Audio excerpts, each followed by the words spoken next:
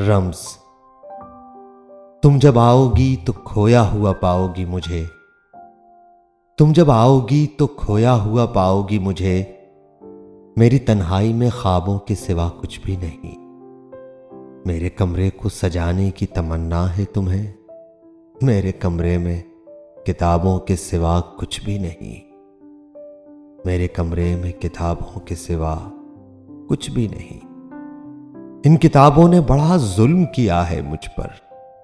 इनमें एक रम्ज है, जिस रम्ज का मारा हुआ जहन मुजदे इशरते अंजाम नहीं पा सकता, जिंदगी में कभी आराम नहीं पा सकता।